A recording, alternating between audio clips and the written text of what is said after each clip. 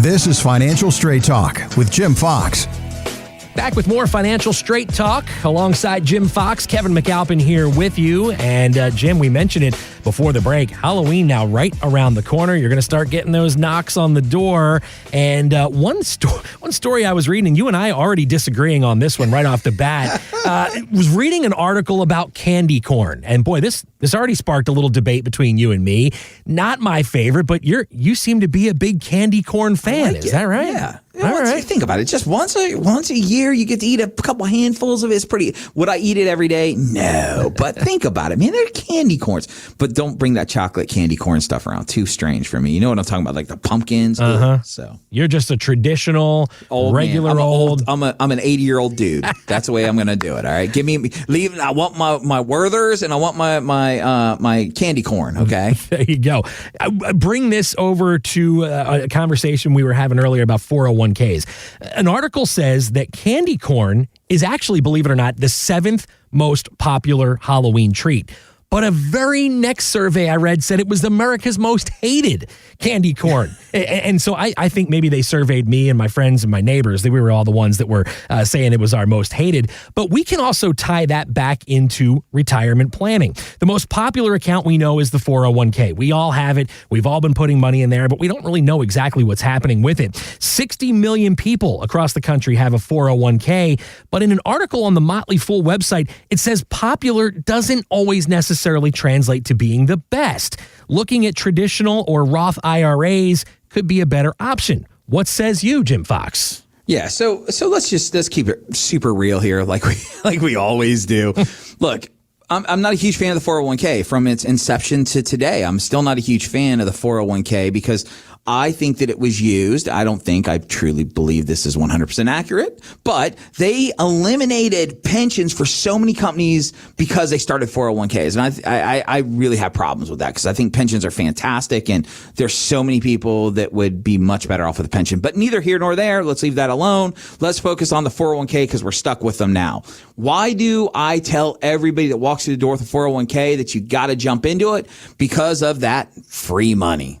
You got to love that free money, man, that match. If they're giving you a match, why? I don't care if it's the worst 401k in the world, Kevin. If you give them $1 and they put $1 with it, you just got 100% return on your money. It's hard to argue that, right? Sure. Now, we want to make sure that we're taking full advantage of their match. Absolutely. But I don't like to go beyond that. I want to then go and transition to either a Roth or a traditional IRA on your own because I think that that's a much better option because it gives you a little bit more control, little better options when it comes to fees. I mean, there's a lot of things about 401ks, to be quite honest with you, I don't like, right? For one thing, nobody knows how much your 401k actually, Kevin, you've had a few 401ks I'm willing to bet in your life, right? Oh yeah, 2 or 3 probably, yeah. So how were the fees on those?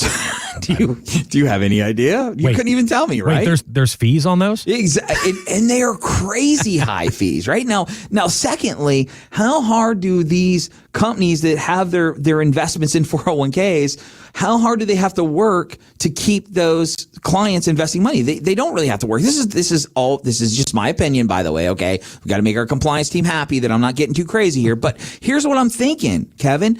Well, you're paying fees. You got investments that some of them are good, but a lot of them are kind of like middle of the road, but they don't really care. You know why? Because next pay period, more money's coming in, and next pay period, more money's coming in. If you had your own IRA somewhere and that maybe mutual fund wasn't performing very well, you're going to take that money out of that mutual fund and go into another one, right? Because that's what we do when we're not happy with something. But 401ks are the Roncos of retirement world, right? Set it and forget it, right? And what was the rotisserie thing? Remember that thing on the infomercials? Yeah. So, and it's not bad because I meet so many people who's probably 60, 80% of their wealth comes from their 401k.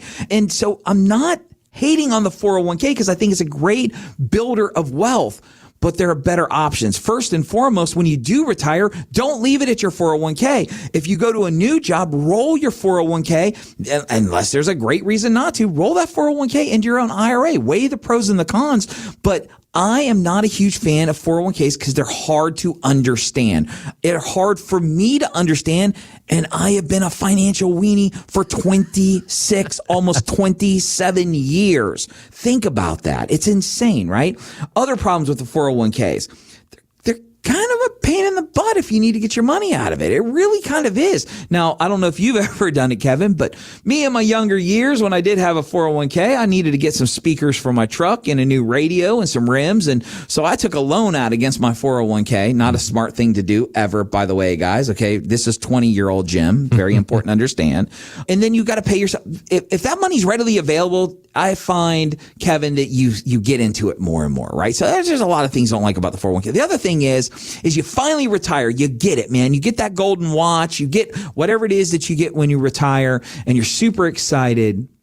How is that 401k going to start paying you? Do you have any idea, Kevin? I don't. None, right? No. See, it's easy to build money. It's easy to accumulate money because all you got to do is put away, forget about it, and you're pretty much going to get money. I mean, there's nothing really technical about building wealth. The real challenge comes from converting the money that you've saved into that income stream. Remember we talked before about the income bucket? Mm-hmm. Think about this, Kevin. You probably don't have any pensions. Is that a pretty fair statement at 42 years old? Very fair. Yes, sir. And your wife, Melissa, probably, unless she's a teacher or something, probably won't have a pension either. Is that a fair statement? That's 100% accurate. Now think about it. Just think about that. And most people in this world, they don't have pensions anymore. But if we were to go back, not to your dad, but go back to your grandparents, what did they all seem to have? They all had pensions. Yeah.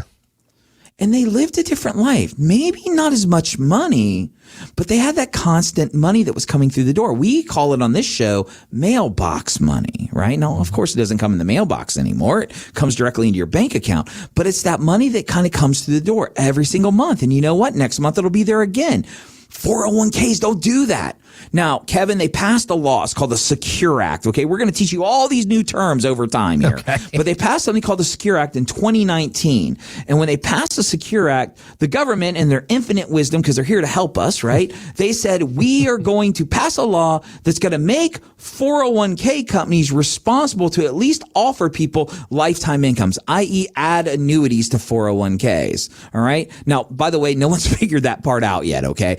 But my whole point is 401ks do not provide income very well. They actually can be relatively expensive compared to doing it on your own. So what is the true reason why you want to have a 401k? It's really simple. Simplicity, out of sight, out of mind. We all got to love that, Kevin. I don't know if you're an idiot like me, but boy, when I was young, you put money in my pocket and it was burning a hole in it, right? Oh, yeah. So the simplicity of it disappearing before I get it, that's great. Number two, incentivizing you to save money by giving you a match. Those are the big keys on a 401k. Now, there's Roth 401ks, there's traditional 401ks, there's all different types of stuff like that.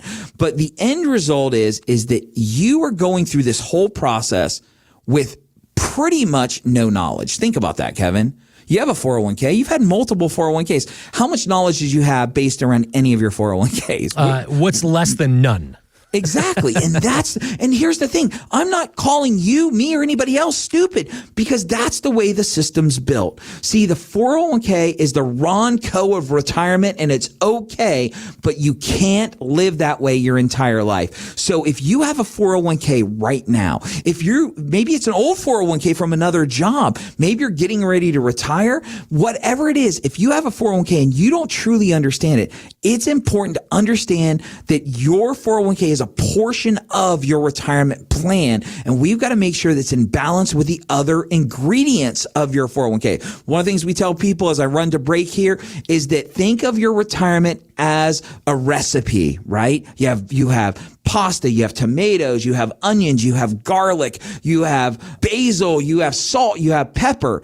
But if you don't have a good recipe to put them all together, you're not going to make spaghetti, Kevin. You're going to make a big mess. If you put too much tomatoes and not enough pasta or way too much garlic, it's all about having that recipe. The 401k is just an ingredient. Jim, have you been talking to Melissa about the mess that I make in the kitchen? Because you just described every meal. I'm like, it's a perfect example. I say, look, you want to do spaghetti and meetballs for the kids tonight? Well, no, you make too much of a mess when you're cooking. Let's order a pizza. And I don't so feel like easier. That's it. Let's go out and get some Mexican for dinner tonight. I don't want you ruining the kitchen again. I just cleaned.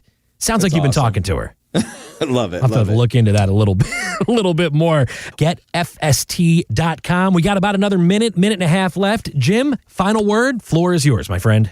Thank you, sir. Well, Kevin, I want to welcome you to the Space Coast. You have spent many times at our local stadium here, so you would not recognize Vieira. It has changed dramatically, and a lot of us will tell you that we miss the old cow pastures that were everywhere. So welcome to the Space Coast. When you get down here, we're going to take you to all our favorite spots, and you're going to get a chance to finally meet some of our listeners, which is something that Jerry did for years and years, and it was an absolute blast. So be prepared, because they are ruthless when they see you. Okay, I want you to know they're going to ask you plenty of questions. They're probably going to hit you up for some Braves tickets. Just know it's going to happen. Okay, so they're going to be looking at that. But I personally want to thank you for joining the team, and we're really excited to have you. And again, the Space Coast is very fortunate to have somebody of your caliber aboard. And what they don't know is our editor is also a former Braves guy as well, which is super cool, right? The Murph, isn't that what you were calling him? Murph. I mean, how cool is that? You Murph or Murph Dog. Each of those works. Love it. So we have an all-star team, guys. I want to let you know that they're here to get this information out to you. But with all that being said, on behalf of myself and Mr. Kevin Mack, I want to thank you so much for listening, and we'll see you next time on the Financial Straight Talk. Thanks for listening to Financial Straight Talk with Jim Fox. To learn more, visit getfst.com. Insurance products are offered through the insurance business Wadadley Financial Group. Wadadley Financial Group is also an investment advisory practice that offers products and services through Impact Partnership Wealth LLC IPW, a registered investment advisor. IPW does not offer insurance products. The insurance products offered by Wadadley Financial Group are not subject to investment advisor requirements. Investing involves risk, including the potential loss of principal. Any references to protection, safety, or lifetime income generally refer to fixed insurance products, never securities or investments. Insurance guarantees are backed by the financial strength and claims paying abilities of the issuing carrier. This show is intended for informational purposes only. It is not intended to be used as the sole basis for financial decisions, nor should it be construed as advice designed to meet the particular needs of an individual's situation. Wadadley Financial Group is not permitted to offer, and no statement made during this show shall constitute tax or legal advice. Our firm is not affiliated with or endorsed by the U.S. government or any government agency. The information and opinions contained herein provided by third parties have been obtained from sources believed to be reliable, but accuracy and completeness cannot be guaranteed by Wadadley Financial Group.